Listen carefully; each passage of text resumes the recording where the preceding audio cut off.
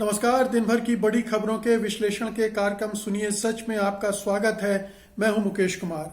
तो दोस्तों, शुरू करते हैं सुनिए सच आज की खास खबरों पर नजर डालते हुए।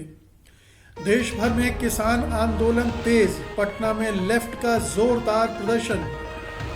बीजेपी जेडीयू में फूट का फायदा उठाने की फिराक में राजद।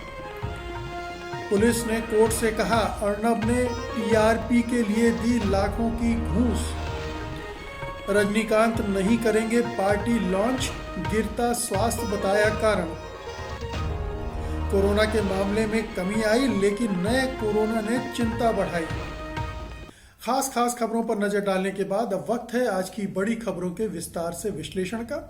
लेकिन उसके पहले आपसे दो छोटी गुजारिशें ये हैं कि एक तो सत्यहिंदी.com स्वतंत्र पत्रकारिता के दम पर खड़ा है। वो किसी गोदी मीडिया का हिस्सा नहीं है। वो किसी सरकार से मदद नहीं लेता है, किसी कारपोरेट घराने से विज्ञापन नहीं लेता है, और इसीलिए हम सच दम ठोक कर बताते हैं, दिखाते हैं। लेकिन इसके लिए ज़रूरी है कि वो अपने पैरों पर खड़ा हो, आर्थिक रूप से सक्षम हो, और इसी के लिए हम आपसे मदद मांगते हैं। सत्य हिंदी की सदस्यता योजना का हिस्सा बनिए और सत्य हिंदी को मजबूत कीजिए। इसके लिए इस वीडियो के साथ दिए गए डिस्क्रिप्शन में एक लिंक है, उसको क्लिक कीजिए। उसमें सदस्यता योजना का ब्यौरा है और आप अपने मन मर्जी से अपने हिसाब से कोई भी सदस्यता चुन लीजिए।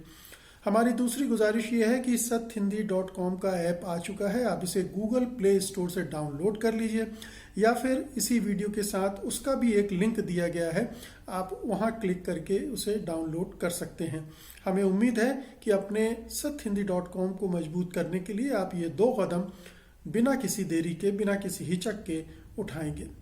तो अब आगे बढ़ते हैं और लेते हैं आज की सबसे अहम खबर। सबसे पहले, कृषि कानूनों के खिलाफ पंजाब से शुरू हुआ आंदोलन देश भर में फैलता जा रहा है। मंगलवार को पटना में वाम दल सड़कों पर उतरे और राजभवन की ओर मार्च किया। पुलिस ने उन्हें रोकने की पूरी कोशिश की, लेकिन जब लोग आगे बढ़ते गए तो लाठीचार्ज किया गया। सिंघू बॉर्डर पर आंदोलन में बैठे किसानों के प्रति एकजुटता दिखाते हुए वाम दलों ने सरकार से इन कृषि कानूनों को वापस लेने की मांग की। किसानों ने 30 दिसंबर को सिंघू मानेसर पलवल राजमार्ग पर ट्रैक्टर मार्च आयोजित करने का भी आह्वान किया है। 30 दिसंबर को ही मणिपुर और हैदराबाद में किसान नए कृषि कानूनों के खिलाफ हल्ला बोलेंगे और रैली को संबोधित करेंगे। इसके अलावा किसान संगठनों का कहना है कि वे 1 जनवरी को देश भर में प्रदर्शन करेंगे और चाहते हैं कि हर कोई किसानों के पक्ष में खड़ा हो। दूसरी ओर मसले का हल निकालने के लिए सरकार और किसानों के बीच एक बार फिर 7वें राउंड की 30 दिसंबर को दिल्ली के विज्ञान भवन में होने वाली बातचीत को लेकर भी अटकलें तेज हो रही हैं कि आखिरकार क्या होगा। तो अगर केंद्र सरकार की और भारतीय जनता पार्टी की और संघ परिवार की ये कोशिश थी कि वो इस आंदोलन को पंजाब का आंदोलन करार दे, या 1.5 राज्यों यानी पंजाब और आधा हरियाणा का आंदोलन करार देकर इसे बदनाम करेगी, इसे छोटा करने की कोशिश में कामयाब हो जाएगी, तो ये उसकी भूल थी। धीरे धीरे जितना वो देर कर रही है, उतनी देर में पूरे देश भर में किसान आंदोलन की आग फैलती जा रही है। पटना में वाम दलों ने जबरदस्त प्रदर्शन किया है। वाम दल शुरू से इस आंदोलन के पक्ष में खड़े हैं, उनकी सक्रिय हिस्सेदारी है। वो इस किसानों के आंदोलन के एजेंडे में न केवल सहमत हैं बल्कि भागीदार हैं, और लेफ्ट की जो यूनियन है, ट्रेड यूनियन है, वो इसमें शामिल है सक्रिय रूप से। तो उनकी भागीदारी एक मुहर लगाती है कि सही मुद्दे जो जनता के साथ जुड़े हुए हैं वो इस आंदोलन के जरिए उठाए जा रहे हैं, और वो खुद अपनी सक्रियता से इस आंदोलन को देश भर में ले जा रहे हैं। विभिन्न राज्यों में प्रदर्शन हो चुके हैं, प्रदर्शन हो रहे हैं, उनकी भागीदारी बढ़ती जा रही है। मणिपुर जैसे सीमांत दूर दराज के इलाके में भी प्रदर्शन की खबरें आ रही हैं। असम से प्रदर्शन की खबरें आई हैं, दक्षिण से प्रदर्शन की खबरें लगातार आ रही हैं, और तमाम देश भर से किसान दिल्ली की सीमाओं पर जमा भी हो रहे हैं। तो किसानों का आंदोलन बड़ी तेजी से पूरे देश में फैल चुका है, और इस तरह की कोई खुशफहमी अब सरकार को नहीं पालनी चाहिए कि ये आंदोलन 1.5 राज्यों का है, ये आंदोलन अपने आप अपनी मौत मर जाएगा। ये आंदोलन बहुत पुख्ता है, इसकी जड़ें बहुत गहरी हैं और बहुत गहरी होती जा रही हैं और ये उसके लिए बहुत बड़ी परेशानी का सबब ऑलरेडी बन चुकी हैं। इसलिए उसे अपनी खुशफहमी छोड़ देना चाहिए और जो कल बातचीत होने वाली है उसको सकारात्मक ढंग से आगे बढ़ाना चाहिए। उसे अपनी जिद छोड़नी चाहिए, हठधर्मिता छोड़ना चाहिए और किसानों को, जो कि देश के अन्नदाता हैं, अनाज उत्पादते हैं, जो पूरे देश के नागरिकों के उनसे पेट भरता है, उनके मामले में इस तरह की जो कटुता, कठोरता, निर्दयता वो बरत रही है इस ठंड के मौसम में, वो निश्चित रूप से उसके बारे में बहुत ही निकृष्ट राय आम लोगों में बन रही है। भले ही संघ परिवार जो भी बदनाम करने की कोशिश करे उसका असर बहुत कम होता दिख रहा है। ये संघ परिवारियों की कुछ खींच जरूर दिख रही है इधर उधर, लेकिन सब समझ रहे हैं कि किसान आंदोलन बहुत पुख्ता आंदोलन है, बहुत ठोस आंदोलन है और इसकी जो मांगे हैं वो लोगों के दिमागों में घर कर रही हैं और इसका असर संघ परिवार की राजनीति पर भी पड़ेगा और उसका जनाधार कमजोर होगा। अगली खबर लेते हैं। भारतीय जनता पार्टी और जेडीयू के तनाव के बीच वरिष्ठ आरजेडी नेता और पूर्व बिहार विधानसभा के अध्यक्ष उदय नारायण चौधरी ने कहा है कि अगर नीतीश कुमार भाजपा नीत एनडीए छोड़ते हैं और तेजस्वी यादव को बिहार का मुख्यमंत्री बनाते हैं तो विपक्ष उनको 2024 के लोकसभा चुनाव में प्रधानमंत्री पद के उम्मीदवार के रूप में प्रोजेक्ट करेगा। वहीं आज तक की खबर के अनुसार तेजस्वी यादव ने पूर्व विधानसभा स्पीकर उदय नारायण चौधरी के सीएम पीएम वाले प्रस्ताव को उनका व्यक्तिगत बयान करार दिया है। साथ ही तेजस्वी यादव ने कहा है कि बीजेपी और जेडीयू के बीच कभी कोई गठबंधन था ही नहीं, बल्कि ये एक समझौता था। बीजेपी को नीतीश कुमार ने बिहार में फलने फूलने का मौका दिया, अब उनको क्या करना है नहीं करना है वो खुद तय करें। बता दें कि अरुणाचल प्रदेश में बीजेपी ने जब से जदयू के 6 विधायकों को तोड़ा है तभी से दोनों दलों के बीच सब कुछ ठीक नहीं है। कुल मिलाकर बिहार में जिस तरीके की हलचल है उसको देखकर लगता नहीं कि राज्य में बीजेपी और जेडीयू की सरकार पूरे 5 साल तक चल जाएगी। 5 साल बहुत दूर की बात है, अभी तो 5 महीने नहीं हुए हैं और इन 5 महीनों में ही, इससे कम समय में ही, 1.5-2 महीने में ही दोनों पार्टियों के बीच खटपट बढ़ गई है। बीजेपी लगातार जेडीयू को कमजोर करने की कोशिशों में जुटी हुई है, नीतीश कुमार की छवि को बट्टा लगाने में जुटी हुई है ताकि अंततः वो अपने प्रभुत्व वाली सरकार वहां कायम कर सके, जेडीयू को तोड़ सके, अपनी सरकार, अपना मुख्यमंत्री बना सके। तो ये एक जो बेचैनी पैदा हुई है जनता दल यूनाइटेड में, नीतीश कुमार अपमानित महसूस कर रहे हैं और जो 6 विधायक तोड़े गए हैं अरुणाचल ने, उसने तो जेडीयू को एक बहुत ही विचित्र स्थिति में ला दिया है कि एक गठबंधन का साझीदार ही उनको कमजोर करने में देश भर में जुटा हुआ है और इसका बहुत ही खराब मैसेज गया है। तो ये जो स्थितियां बन रही हैं गठबंधन के अंदर खटपट की वजह से, आरजेडी इसमें अपने लिए मौका तलाशने में जुट गई है। जो उदय नारायण सिंह ने कहा है उसको आप इसी ढंग से पढ़ें कि एक तरह से नीतीश कुमार को एक कोई प्रस्ताव दिया जा रहा है सम्मानजनक, कि वो फेस सेविंग एक फार्मूला हो जिसमें वो, अब राज्य की राजनीति उन्होंने बहुत कर ली है, बहुत बार मुख्यमंत्री बन चुके हैं, रिकॉर्ड कायम हो चुका है, तो अब वो राष्ट्रीय राजनीति में जाएं और प्रदेश की राजनीति की बागडोर अब आरजेडी को सौंप दें। तो ये एक फार्मूला पहले भी माना जा रहा था, जब पिछली बार सरकार बनी थी तब भी ये माना जा रहा था कि कुछ देर बाद नीतीश कुमार तेजस्वी यादव को राज्य की कमान सौंपकर और 2019 के चुनाव की तैयारी करेंगे, लेकिन बीच में ही उन्होंने गच्चा दे दिया, दगा दे दिया। लेकिन मजबूरी क्या थी नीतीश कुमार की, ये आज तक साफ नहीं हुई है। कहा जा रहा है कि जो सृजन घोटाला हुआ है या मुजफ्फरपुर कांड हुआ है उसकी वजह से उनकी नस दबी हुई है, केंद्र सरकार उनको ब्लैकमेल कर रही है, बीजेपी उनको ब्लैकमेल कर रही है, इसलिए वो कोई ठोस बड़ा कदम बीजेपी से और गठबंधन से अलग होने के बारे में नहीं उठा पा रहे हैं। ये उनकी मजबूरी है। इस मजबूरी, अगर ये मजबूरी है तो निश्चित मानिए कि वो चाहे जितना भी अपमान हो, चाहे जो कुछ भी हो, वो गठबंधन छोड़ने की हिम्मत नहीं जुटा पाएंगे। भले ही उनकी पार्टी टूट जाए, उनकी पार्टी बीजेपी निगल ले, वो कुछ नहीं कर सकते। लेकिन अगर उन्होंने हिम्मत दिखाई और उन्होंने अपनी राजनीतिक सूझबूझ का परिचय दिया तो हो सकता है कि वो राष्ट्रीय राजनीति में अपनी एक जगह बनाने की दिशा में बढ़ सके। हालांकि अपनी विश्वसनीयता वो बुरी तरह से गंवा चुके हैं, उनकी कथनी करनी का फर्क लोग देख चुके हैं, उनका पाखंड अब खंड खंड हो चुका है। लेकिन फिर भी राजनीति में कभी भी अंतिम अध्याय नहीं लिखा जाता है, उसमें पूर्ण विराम बहुत अंत में जाकर लिखा जाता है, लगाया जाता है। इसलिए अभी और नीतीश कुमार की उम्र बहुत ज़्यादा नहीं है, इसलिए उनके लिए अवसर है। सवाल उठता है कि वो अवसर तलाश कर उसे भुनाने की स्थिति में हैं या नहीं। अगली खबर लेते हैं। मुंबई पुलिस ने टीआरपी स्कैम में कथित तौर पर सीधे अर्णब गोस्वामी का हाथ होने का पहली बार सबूत होने का दावा किया है। पुलिस ने अदालत में सोमवार को रिमांड रिपोर्ट पेश की, जिसमें उसने कहा है कि रिपब्लिक टीवी के प्रमुख संपादक अर्णब गोस्वामी ने रिपब्लिक न्यूज के 2 चैनलों की रेटिंग बढ़ाने के लिए ब्रॉडकास्ट ऑडियंस रिसर्च काउंसिल यानी बार्क के पूर्व सीईओ पार्थो दास गुप्ता को लाखों रुपए का भुगतान किया था। पार्थो दास गुप्ता को पिछले हफ्ते ही गिरफ्तार किया गया था। इससे पहले टीआरपी स्कैम में ही रिपब्लिक टीवी के मुख्य कार्यकारी अधिकारी विकास खान चंदानी को मुंबई पुलिस गिरफ्तार कर चुकी थी। टीआरपी स्कैम में अब तक 15 गिरफ्तारियां हो चुकी हैं। अब तक सीधे अर्णब गोस्वामी का नाम नहीं आया था, लेकिन अब मुंबई पुलिस ने सीधे अर्णब का हाथ होने का आरोप लगाया है। हालांकि इस रिमांड रिपोर्ट में भी आरोपियों के रूप में रिपब्लिक के मालिक का नाम है और विशेष रूप से अर्णब गोस्वामी के नाम का जिक्र नहीं है।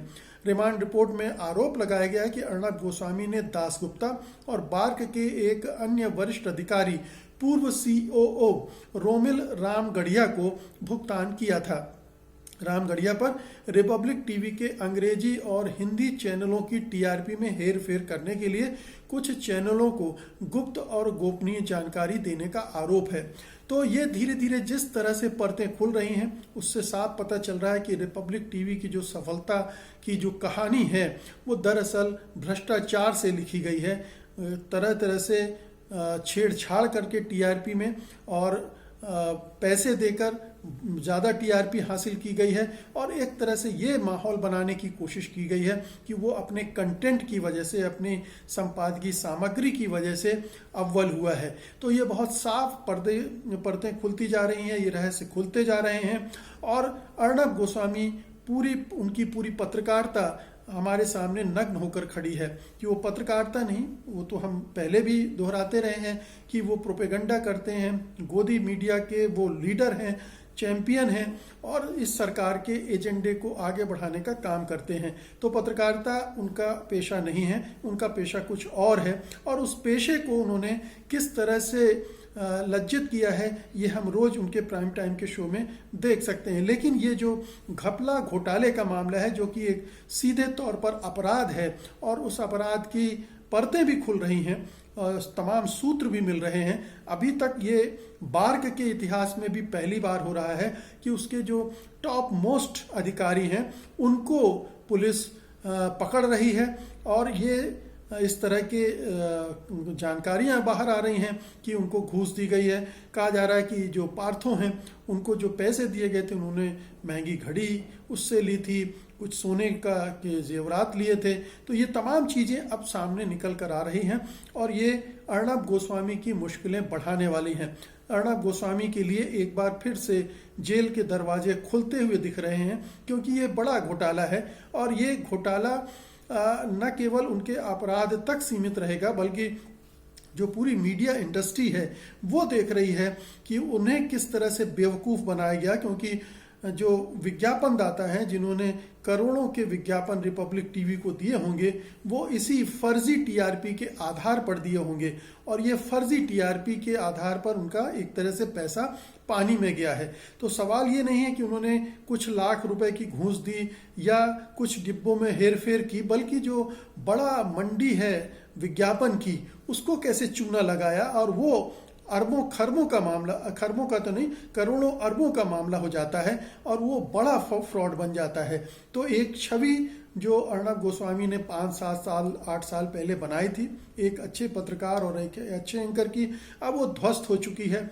अब वो एक प्रोपेगेंडिस्ट हैं, अब वो एक करप्ट न केवल पत्रकार हैं बल्कि मालिक भी हैं उस चैनल के, उनकी हिस्सेदारी है उस चैनल में। तो ये पूरी चीज़ें मिलकर उनकी छवि का एक नया ही रूप हमारे सामने पेश कर रही हैं, जो बहुत ही घृणित है, बहुत ही कहना चाहिए निंदनीय है, और इसका दंड उन्हें मिलना चाहिए, बशर्ते हमारी केंद्र सरकार उनकी रहनुमा बनकर, उनके संरक्षक बनकर ना आ जाए, उनको बचाने के लिए ना आ जाए, और तमाम तरह के जो हथकंडे हैं कोर्ट से लेकर और एजेंसियों तक वो ना आजमाएं। तो अगर अदालती कार्रवाई अपनी तरह से स्वतंत्र होकर चली तो अब अर्णब के लिए जेल के दरवाजे एक बार फिर से खुलते हुए दिख रहे हैं। अगली खबर लेते हैं। मशहूर अभिनेता रजनीकांत ने मंगलवार को ट्वीट करके कहा है कि वो राजनीतिक पार्टी लॉन्च नहीं करेंगे। इससे पहले उन्होंने 3 दिसंबर को कहा था कि वो 31 दिसंबर को अपने राजनीतिक दल की घोषणा करेंगे और जनवरी में इसकी लॉन्चिंग की जाएगी। उन्होंने कहा था नाउ और नेवर, तो अब वो नाउ से हट गए हैं, नेवर पर आ गए, मतलब वो कभी नहीं होगा। लेकिन उनका कहना है कि खराब स्वास्थ्य के चलते उन्हें ये फैसला लेना पड़ा है। रजनीकांत 2 दिन पहले ही अस्पताल से वापस घर आए हैं। उन्होंने ट्वीट करके कहा है कि उनका गिरता स्वास्थ्य ईश्वर की चेतावनी है। रजनीकांत ने कहा कि वो नहीं चाहते कि जो लोग उन पर भरोसा करते हैं उन्हें ऐसा लगे कि उन्हें बगली का बकरा बनाया गया। बता दें, रजनीकांत का जादू लोगों के सिर चढ़कर बोलता है। यहाँ तक कि विधानसभा चुनाव में रजनीकांत जिस पार्टी का समर्थन कर देते हैं वो पार्टी अक्सर सत्ता में आती है। हालांकि रजनी सीधी राजनीति से हमेशा दूर रहे हैं। पिछले 2 दशकों से ये अटकलें थी कि सुपरस्टार रजनीकांत राजनीति में आएंगे, लेकिन वो राजनीति में नहीं आए। जब जयललिता की मृत्यु हुई उस समय भी इस तरह के कयास लगाए गए थे। मई 2021 में तमिलनाडु में विधानसभा चुनाव होने वाले हैं और रजनीकांत के प्रशंसक मानते हैं कि मुख्यमंत्री बनने के लिए उनके पास इस समय सबसे अच्छा मौका है। लेकिन अब रजनीकांत ने तय किया है कि वो राजनीति में नहीं आएंगे। हालांकि राजनीति में वो हमेशा रहे हैं क्योंकि किसी दल को अपना समर्थन देते रहे हैं। और अब आज की अंतिम खबर लेते हैं। भारत में भी पहली बार नए किस्म के कोरोना से संक्रमित मरीज पाए गए हैं। 6 लोगों में नया स्ट्रेन या नए किस्म का कोरोना पाया गया है। ये सभी ब्रिटेन से लौटे थे। हाल के दिनों में ब्रिटेन से लौटे लोगों की विशेष कोरोना जांच की गई है, जिनमें से 6 लोगों में इस नए किस्म के कोरोना के संक्रमण की पुष्टि हो चुकी है।